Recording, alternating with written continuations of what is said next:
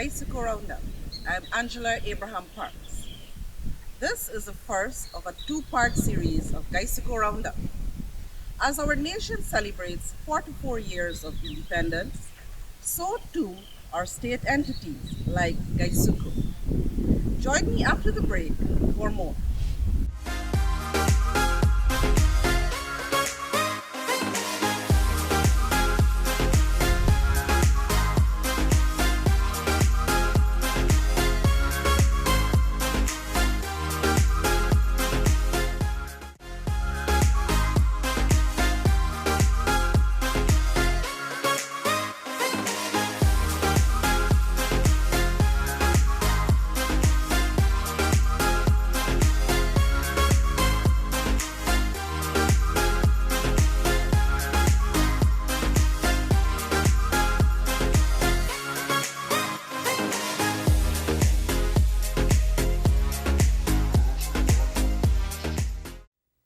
From the very land that gave sugar around the world the name Demerara comes the finest quality of cane sugar, Demerara Gold. Enjoy the real thing from the original source, the rich, fertile Demerara coastline where sugarcane has been harvested since the mid-17th century. The result is here for you to enjoy. Wherever this unique sugar flavor is needed, Demerara Gold is the ingredient that will always create a stir.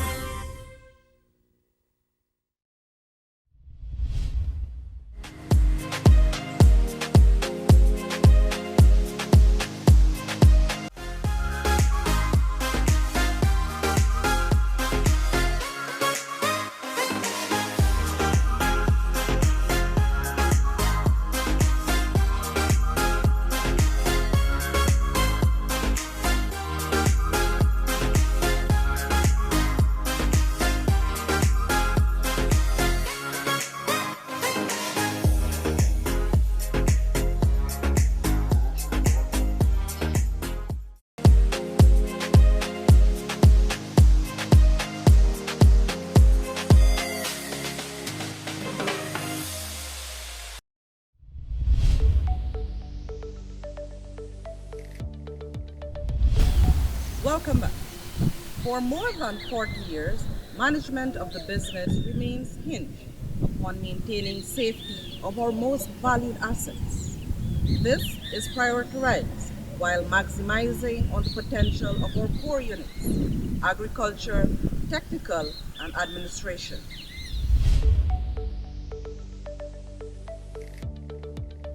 We are looking at manual harvesting, semi-mechanical using the bell loader, and full mechanized harvesting to keep the factory going. And the factory will have to take the opportunity of ensuring that you could crush the cane and make it into crystal.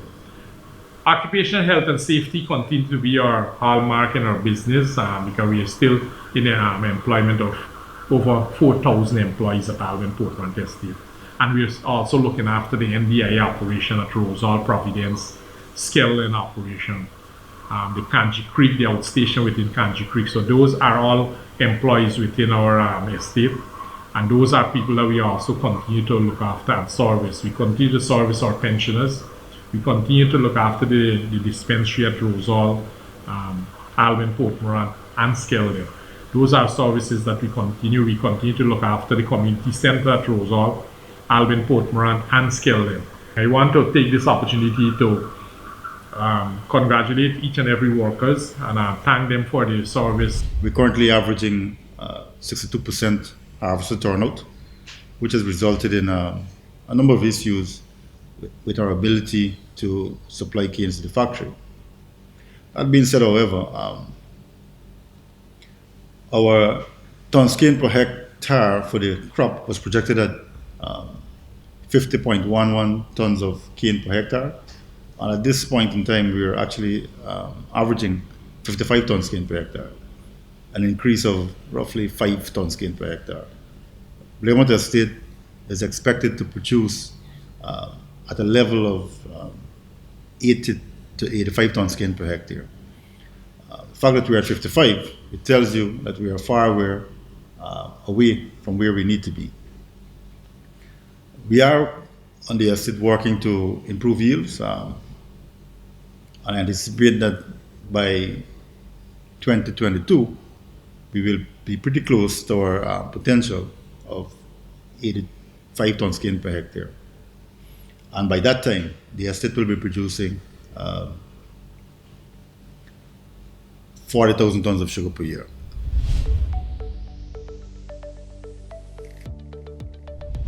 Sugar production for the first crop nears 40,000 tons and is now between Albion and Blairmont estates. IFLOT was the first to complete grinding for the crop and described the grinding period as challenging.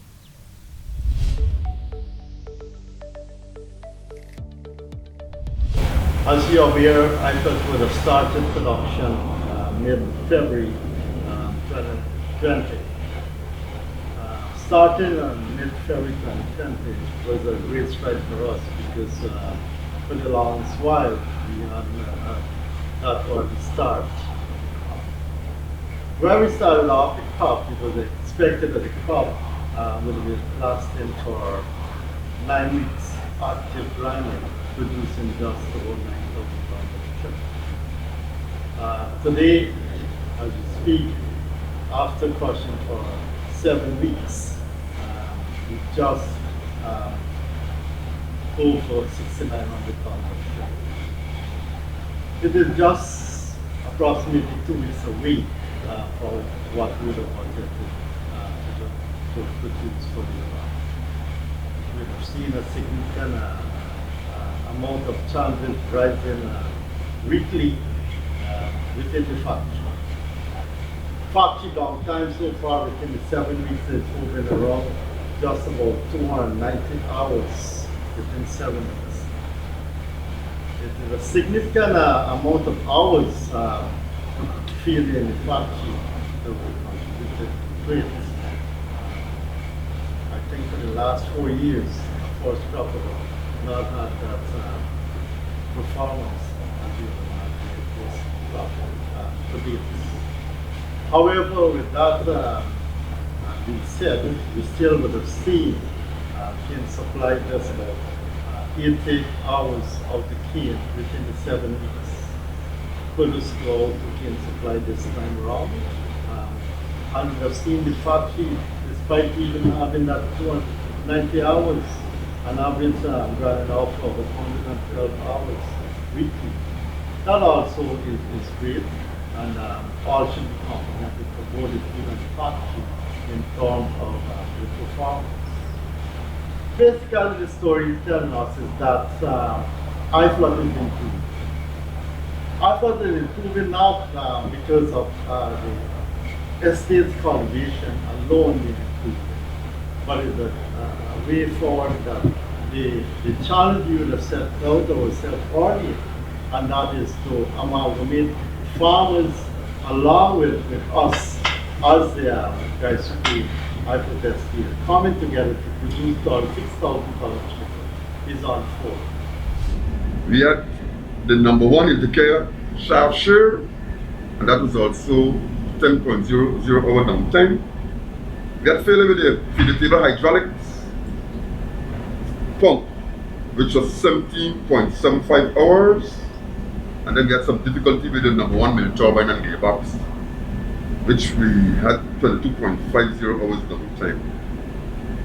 Our main area of problems for us was the 2.5 day set. When we started the crop, we could not have stopped the 2 diesel engine because the 2.5 was not taking the load, and that taking roughly 4 to 5 weeks for us to get close to solving that problem. Today we are operating intermittently with diesels. We had some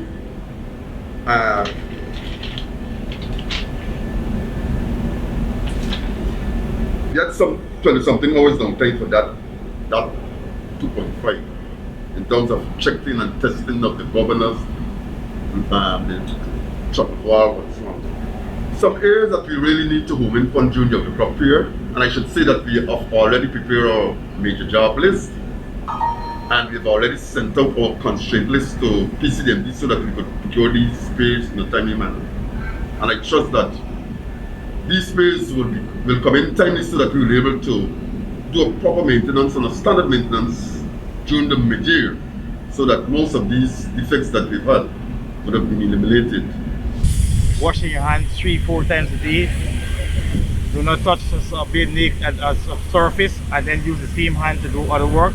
Sanitize it as often as you can. Those are simple practices that will help you. And most of all, a healthy diet. Because a healthy diet will help your immune system to be strong.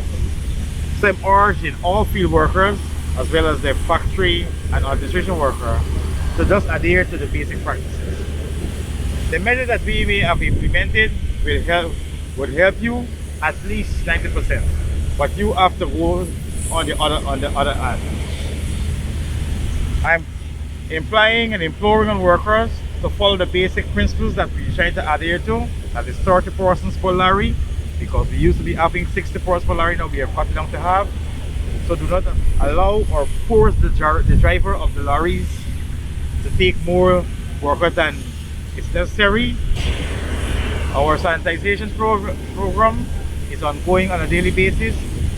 The contractor is required to do the first dose of sanitation process, followed by the estate. So after every trip, we do the second dose of the estate took the responsibility of sanitizing the lorry after every trip, as seen in the background. Use a highly concentration of bleach and water, which is recommended. At every trip, the lorry would come into the order line, and we have a dedicated person who sanitizes the lorry. So how do we monitor it? We have a form which is filled in on the time of the showing the number of the lorry number, the time the lorry arrived, and the amount of time it is sanitized. This form is then signed off by the dispatcher, the AFM tillage, who is responsible for the labor transport, as well as the agriculture manager and safety officers. This process is ongoing, and we are encouraging all contractors to ensure that after a trip, that they send the lorry straight into the estate before making another trip, so it can be sanitized. Order line sanitation process. We have introduced 4 wash sink around our order lines, as well as water bowsers, so that people and workers who traffic the area and get access to clean water, so that they could sanitize their hands. Also, we have placed sanitization centers at the cane farming location, so the contractors who supply canes to the factory, they also could benefit. I just want to outline a little bit about what we have done so far since this threat of COVID-19 around the country and around the world. Our estate has started about a month ago in terms of mobilizing a team, and we had a discussion and a meeting with HODs, and myself and the HR manager being the driver for it, set up a task force in terms of setting different things in place. Now we started with the resources, some important commodities, vital commodities like sanitizers, paper towels, liquid soap, among other things, in terms of start giving workers things as a preventative use. Now we had an awareness session where we went out and we spoke to all the different gangs on the estate, along with the doctor and staff nurse, and doctor, medics, and the nurse aide, the practical nurse, where we do hand washing exercises, and we explain the cause of COVID-19 and how you can catch it and prevention method. We also had staff relocation. We relocate staff. Myself being the estate and the safety officer had to be relocated in the HR department. We placed the NIS clerk into my office, where we had a barrier at the window or transparent glass so that she could be able to do the transaction through there. The same thing is done with the employment clerk, a separate office, that everybody had exercised the social distance within the HR department. Right? We also distributed the sanitizers that came. We had containers and we had stations, sanitizing station, which we placed at different, in each department at different locations, and let people know how to use it, and as it empty, we replenish the same. We also allow to get the HODs them to do the monitoring to ensure that these things are well taken care of. The workers use them the way it's supposed to be used and not to be wasted or remove them. So that process is still ongoing, and even additional to that, we even install some sinks of late. We placed 10 sinks around strategic points of the estate, around the agriculture, factory, field workshop, and the field area, that we could able to do our hand washing. I take this opportunity to say thank you to all of our workers, our colleagues at the IFLT estate, the IFLT team, in the achievement that we would have made. Also, at this junction, we know that the world, we are facing this pandemic, and we have been given guidelines as to keeping ourselves safe, washing of hands, sanitizing, wearing of gloves and masks, and to keep the social distance. I would like to encourage all of our workers to be careful. Let us pay attention to the guidelines that we're given, and let us be safe and our families to be safe. So I would like to also encourage all of our workers to, as far as possible, to ensure that we support the cooperation, support the estates with our labor. I would like to say thank you for your support. Thank you for the efforts that you would have made, and also to encourage us to be safe, and let's look forward.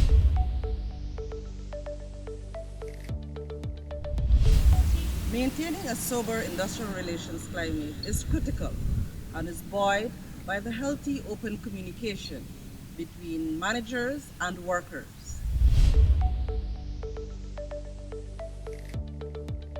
Well, we are recognized at Guysuco as a labor-intensive organization. Unlike any operation, there is a process to deal with things. At the IR department, we will have to engage the union centrally and engage the workers centrally also. My plan is to meet with every representative at the pre-crop level and a group of rank and file, and to reinstitute our concern about their attendance and strike and how they handle grievances. We will have to have a new dispensation, how we deal with these things, and what happened over the past few years will not be tolerated and has to be done differently, and we have to adhere to the agreements that is there with us. Centrally, we'll have to engage the union as to how we approach the level of attendance absenteeism, because it's been atrocious over the past few years. So that will be our approach. What we have seen over the past years, negotiations has been the same give and take. But over the last few years, what the corporation has been doing is to give an increase to a level that is satisfactory to the workers, but what we've been having is not that economic return from the worker. So we'll have to manage our management at the estate level centrally, along with the union, the stakeholders, and to see that whatever is given, we have an economic return from it, because we have to have concerns of attendance addressed, concern of strike reduced, and concern of people show commitment towards the work to achieve the targets on every estate. It's no secret in Guysuco that the labor cost is over 60%. And that's one of the most critical expenses that we have in the company. And added to that cost is extraneous costs if you have extraneous matters, like obstacles and whatsoever, which has to be negotiated on a daily basis. So I think we need to manage more prudently and to see how we increase our cane yields and to provide to the workers clean fields, clean condition of work, to negate any demand from extraneous payment.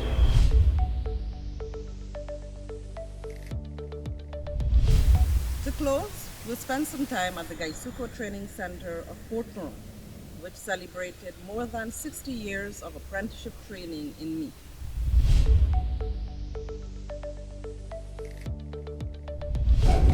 Ladies and gentlemen, in 1957, Boca Sugar Estate established the apprentice training facility called the Port Moron Apprentice Training Center.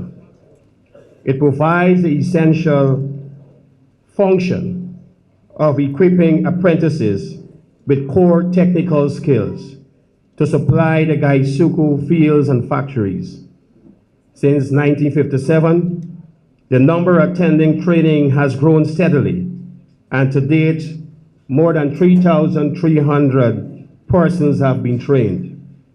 The majority of the graduates progressed into skilled and supervisory positions, and some have ascended to senior management positions in Guysuco. This afternoon, we are here to witness the graduation ceremony of yet another batch of apprentices, the product of GTCPM. The Guysuco Training Center vision espouses a vibrant community of active and lifelong learners, both apprentices and staff, who are equipped with a strong foundation of core skills, attitudes, and the values to ride on the opportunities and possibility in the 21st century globalized world. Pursuing this vision is an innovative mindset that the school and staff embraces. We continuously seek new ways to improve our teaching and learning programs in the center to develop our students holistically. These are underpinned by the unifying school motto with skills and confidence. We are proud of our institution that remain firm on the pillars of tradition, honor, and discipline.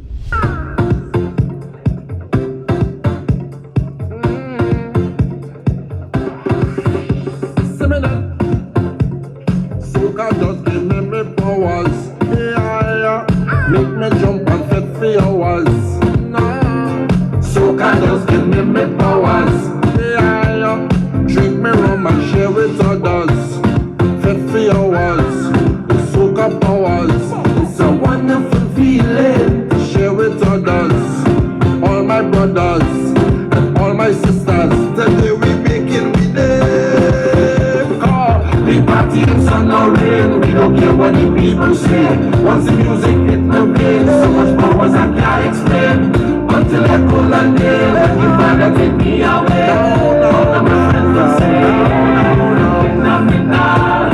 I'm phenomenal. I'm phenomenal. We're phenomenal. I'm phenomenal. I'm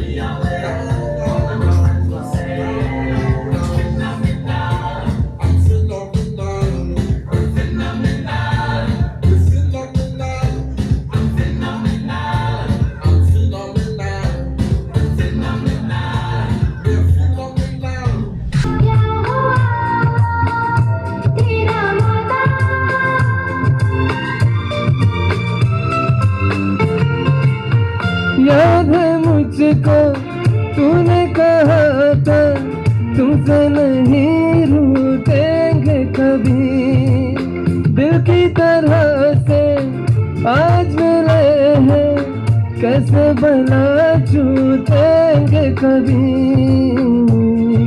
तेरी बाहों में बीती हर शाम बेवफाई भी क्या याद नहीं क्या हुआ तेरा वादा वो कसम वो इरादा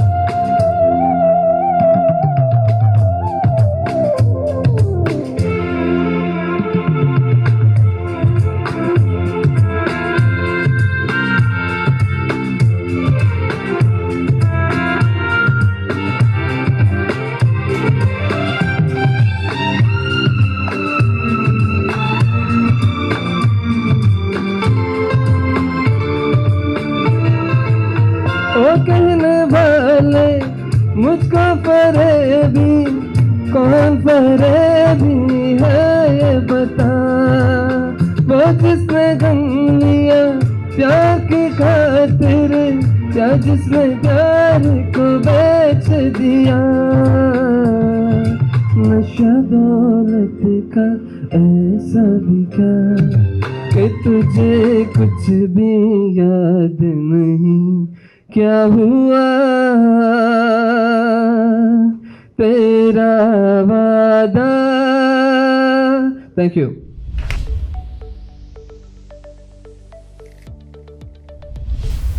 And with that, we've come to the end of this week's program of Guysuco Round Up. Thank you for staying tuned. Be safe and see you next time. I am Angela Abraham Parks. Goodbye.